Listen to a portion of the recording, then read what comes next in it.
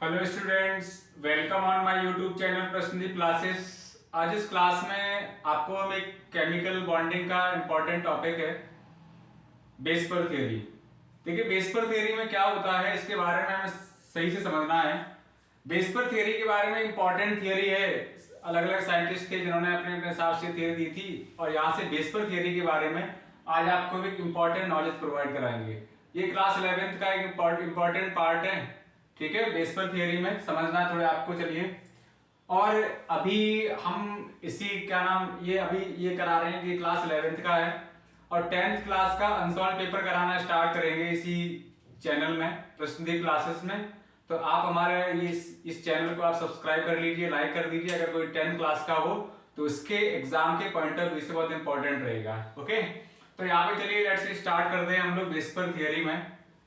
Base pair theory generally होती क्या है, इसकी फुल फॉर्म क्या होता है? Valency cell electron pair repulsion theory. यानी जो वैलेंसी सेल इलेक्ट्रॉन होते हैं, ठीक है, वैलेंसी सेल इलेक्ट्रॉन जो पेयर होता है उनमें रिपल्सन होता है। किस किस तरह से रिपल्सन होता है? यानी जो भी किसी भी सेंट्रल एटम के सराउंडिंग में जो लॉन पेयर और बॉन्ड पेयर होते हैं, तो लॉन पेयर बॉन्ड पेयर एक दूसरे को क्या करते हैं, किस तरह से रिपेल करते हैं, उनकी क्या स्ट्रक्चर होती है, उन सब के बारे में आपको यहाँ बेस पेयर थ्योरी में समझना है। तो इस वीडियो में ये हमारा इस चैप्टर का 6 वीडियो है, पार्ट 6 वीडियो है। इससे पहले वाले हमने इसको 5 वीडियो यहाँ पे कवर किए हैं। छोटे छोटे वीडियो है, अगर आपको देखना है, आपको सही से समझना है तो वो छोटे छोटे वीडियो सारे आप देख लीजिए, ठीक है। बाकी हम इसमें बेस पेयर थ्योरी के बारे में आपको नॉलेज देंगे। चलिए आप स्टार्ट करते हैं base pair theory. Valency cell electron pair repulsion theory, या शॉर्ट फॉर्म में इसको बेस पेयर थ्योरी बोलते हैं। इसकी क्या डेफिनेशन है? The electron pair surrounding the central atom. यानी सेंट्रल एटम क्या होता है, सेंट्रल एटम के सराउंडिंग में जो इलेक्ट्रॉन पेयर होता है, repel one another and move so far apart one another. वो क्या करते हैं, एक दूसरे को रिपेल करते हैं और एक दूसरे को दूर हटाते हैं। that there are no further repulsion between them। लेकिन उनमें क्या होता है, वो एक दूसरे को रिपल्सन नहीं करते हैं। बस उनमें क्या होता है, जो इलेक्ट्रॉन पेयर होता है, इलेक्ट्रॉन पेयर में ही आपस में रिपल्सन होता है, ठीक है। जैसे मान लो आपके पास कोई भी सेंट्रल एटम है, यहाँ पे सर एग्जांपल से बता रहे हैं। जैसे मान लो यहाँ पे कोई सेंट्रल एटम है, इस सेंट्रल एटम के सराउंडिंग में एक ये बॉन्ड पेयर है, दूसरा ये बॉन्ड पेयर है, ठीक है। तो ये क्या करेंगे, ये एक दूसरे को रिपेल करेंगे, ठीक है, एक दूसरे को दूर हटाएंगे। सो मूव, ये लिखा है, क्या लिखा हुआ है, so move far and move so far apart from one another that there are no further repulsion between them, ठीक है। तो ये आपकी बेस पेयर थ्योरी क्या है? बेस पेयर थ्योरी में जो सेंट्रल एटम होता है उसके सराउंडिंग में जो इलेक्ट्रॉन पेयर होता है, ये क्या लिखा हुआ है, the electron pair surrounding the central atom repel one another. ये क्या करते हैं, एक दूसरे को रिपेल करते हैं। अब इसमें अगर कोई भी सेंट्रल एटम है, ठीक है, उस सेंट्रल एटम के सराउंडिंग में अगर कोई बॉन्ड पेयर है, ये बॉन्ड पेयर है, ये बॉन्ड पेयर, अगर दोनों बॉन्ड पेयर है, तो बॉन्ड पेयर में किस तरह से रिपल्सन होता है। अगर इसमें एक लॉन पेयर और होता है, यहाँ पे सपोज मान लो यहाँ पे लॉन पेयर होता, तो इस लॉन पेयर और बॉन्ड पेयर में किस तरह से रिपल्सन होता, या फिर इसमें क्या नाम, लॉन पेयर अगर दो कोई लॉन पेयर है उनमें किस तरह से रिपल्सन होता। तो वो सारी चीजें यहाँ पे आपको समझनी है, ठीक है। अच्छा, यहाँ पे कुछ पॉइंट्स हैं। The above concept line, the above concepts leads to the following results. अब इस ये जो कॉन्सेप्ट दिया था कि इलेक्ट्रॉन पेयर रहता है किसी भी सेंट्रल एटम के सराउंडिंग में, तो एक दूसरे को जो रिपेल करते हैं, तो उनके कुछ पॉइंट्स दिए गए हैं। क्या क्या उनसे रिजल्ट्स मिलता है वो आपको देखना है। The shape of A molecule containing only two atoms, only two atoms जो होंगे तो उनकी शेप हमेशा कैसी रहेगी, लीनियर शेप रहेगी, ठीक है। अगर कोई भी दो एटम है, जैसे मान लो ये सेंट्रल एटम है, एक ये बॉन्ड पेयर है, दूसरा ये बॉन्ड पेयर है, यहाँ पे हमने मान लिया ए एक मॉलिक्यूल ऐड है, यहाँ पे बी मॉलिक्यूल ऐड है। तो इसमें क्या है कि अगर कोई भी only two atoms is always linear, अगर कोई सेंट्रल एटम से सिर्फ दो एटम ऐड हैं तो उनकी शेप कैसी रहेगी, हमेशा लीनियर शेप रहेगी, ठीक है। तो ये शेप कैसी होगी, लीनियर होगी। सपोज सेकंड पॉइंट क्या है, द मॉलिक्यूल कंटेनिंग 3 और मोर एटम्स, अगर कोई भी 2 एटम्स ऐड हो तो उनकी लीनियर रहेगी। अगर 3 और मोर एटम्स हैं of the atom is called central atom. Central atom से 3 या फिर मोर उससे ज्यादा, अगर मान लो यहाँ पे एक ऐड है, डी यहाँ पे ऐड हो गया, ठीक है, तो अब यहाँ पे A B C D 3 add हो गए, तो 1 2 3, ठीक है, तो 1 2 3 एटम अगर इससे ऐड है तो इनकी शेप कैसी रहेगी। अगर मान लो सेंट्रल एटम से ए ऐड है, सेंट्रल एटम से बी ऐड है, सेंट्रल एटम से ओ ऐड है, तो इन तीनों की शेप क्या रहेगी। इन तीनों में जो बॉन्ड पेयर है उनमें किस तरह से रिपल्सन रहेगा, बॉन्ड पेयर लॉन पेयर में किस तरह से रिपल्सन रहेगा, ठीक है, तो वो सारी चीजें यहाँ पे बताई गई हैं। Which is other atoms are linked, ठीक है, सेंट्रल एटम से ये अदर एटम जो लिंक्ड रहते हैं। नेक्स्ट क्या है, if the central atom is linked to similar atom, अगर कोई भी सेंट्रल एटम है उससे सिमिलर एटम लिंक्ड है।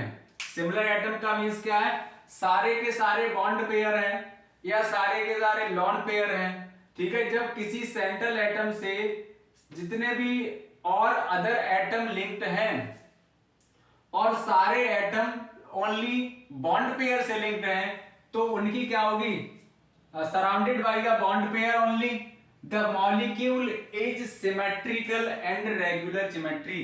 तो उनकी जो मॉलिक्यूल होंगे वो कैसे होंगे, सिमेट्रिकल होंगे, और उनकी ज्योमेट्री कैसी होगी, रेगुलर ज्योमेट्री रहेगी, ठीक है। ये पॉइंट शायद आपको समझ में आ गया होगा। यहाँ पे समझना ये है कि if the central atom is linked to similar atom, अगर सारे के सारे सिमिलर एटम ऐड हैं, इसमें कोई भी अगर सारे यहाँ पे ये भी लॉन पेयर है, सर क्या है, ये भी बॉन्ड पेयर है, ये भी बॉन्ड पेयर है, ये भी बॉन्ड पेयर है, अगर सारे के सारे बॉन्ड पेयर हैं, ठीक है, तो उनकी ज्योमेट्री कैसी रहेगी, रेगुलर ज्योमेट्री, और मॉलिक्यूल कैसा होगा, सिमेट्रिकल। देखो ये इसमें लिखा हुआ है, if the central atom is linked to similar atom it's surrounded by the bond pair only, ठीक है। अगर सेंट्रल एटम से जितने भी एटम लिंक्ड हैं सारे के सारे बॉन्ड पेयर हैं, ये भी बॉन्ड पेयर है, ये भी बॉन्ड पेयर है, ये भी बॉन्ड पेयर है, ठीक है, तो उसकी ज्योमेट्री कैसी होगी, रेगुलर ज्योमेट्री, और मॉलिक्यूल कैसा होगा, सिमेट्रिकल मॉलिक्यूल। क्लियर है। लास्ट पॉइंट इसमें क्या है, if the central atom is linked is different atom, अगर मान लो कोई भी सेंट्रल एटम है उससे डिफरेंट एटम लिंक्ड है और is surrounded by the bond pair as well as lone pair, इसमें बॉन्ड पेयर भी है और लॉन पेयर भी है, ठीक है। मतलब पहले क्या थे, सारे के सारे क्या थे, बॉन्ड पेयर थे, इसमें लॉन पेयर नहीं था, लेकिन लास्ट पॉइंट में क्या है, इसमें लॉन पेयर भी प्रेजेंट है। जब बॉन्ड पेयर भी हो और लॉन पेयर भी हो तो उसकी ज्योमेट्री कैसी होगी, इररेगुलर ज्योमेट्री, ठीक है, तो उसकी ज्योमेट्री कैसी होगी, इररेगुलर और डिस्टोर्टेड ज्योमेट्री, ठीक है। तो ये सारे पॉइंट आपको समझ में आ गए होंगे। लास्ट में ये देखना कि सबसे ज्यादा जो रिपल्सन होता है वो लॉन पेयर में सबसे ज्यादा रिपल्सन होता है, उसके बाद लॉन पेयर बॉन्ड पेयर में रिपल्सन होता है, और लास्ट बॉन्ड पेयर में सबसे कम रिपल्सन बॉन्ड पेयर में होता है, ठीक है। अगर रिपल्सन की बात आती है तो लॉन पेयर में रिपल्सन सबसे ज्यादा होता है। जैसे मान लो कोई भी दो लॉन पेयर है, ठीक है, उसके बाद लॉन पेयर बॉन्ड पेयर में रिपल्सन होता है, फिर आपके पास बॉन्ड पेयर में रिपल्सन होता है। आई होप आपको समझ में आया होगा ये सारे पॉइंट। नहीं समझ में आया, एक बार हम इसको रिपीट कर दे रहे हैं।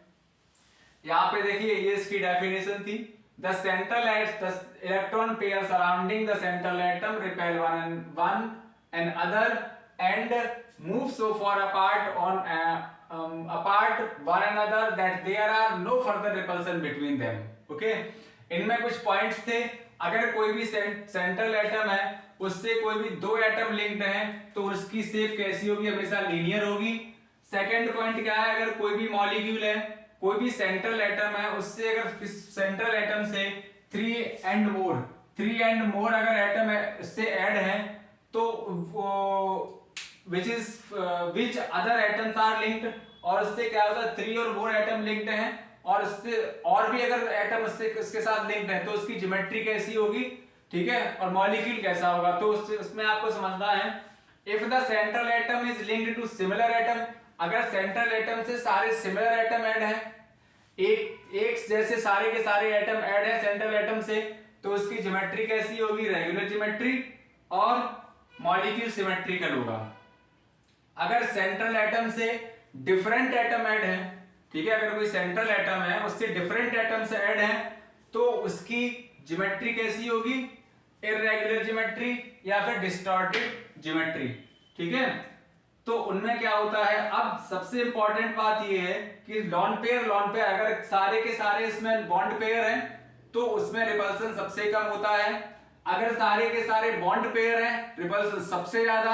अगर एक बॉन्ड पेयर है और एक लॉन पेयर है तो उसमें रिपल्सन क्या होता है, बॉन्ड पेयर से कम, लेकिन लॉन पेयर से ज्यादा रिपल्सन होता है। देखिए यहाँ पे लॉन पेयर में सबसे ज्यादा रिपल्सन होता है, लॉन पेयर बॉन्ड पेयर में उससे कम, बॉन्ड पेयर में उससे कम रिपल्सन होता है, ठीक है।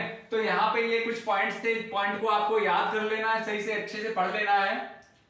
लेकिन इसी में आपको इसकी कुछ ज्योमेट्री हम आपको बताएंगे, ठीक है। The shape of molecule containing bond pair and bond pair lone pair, ठीक है। तो उनमें किस तरह से रिपल्सन होता है, तो हम नेक्स्ट वीडियो में ये जितनी भी स्ट्रक्चर्स हैं सारी की सारी स्ट्रक्चर नेक्स्ट वीडियो में कवर करेंगे। इस वीडियो में सिर्फ आपको ये समझना है इसकी क्या क्या इंपॉर्टेंट पॉइंट हैं, ठीक है, और नेक्स्ट वीडियो में सारे के सारे हम उसके पॉइंट्स उसको डिस्कस करेंगे, ठीक है। तो चलिए नेक्स्ट वीडियो मिलते हैं। Thank you all of you, और हमारे इस वीडियो को लाइक सब्सक्राइब शेयर कर देना। Thank you all of you.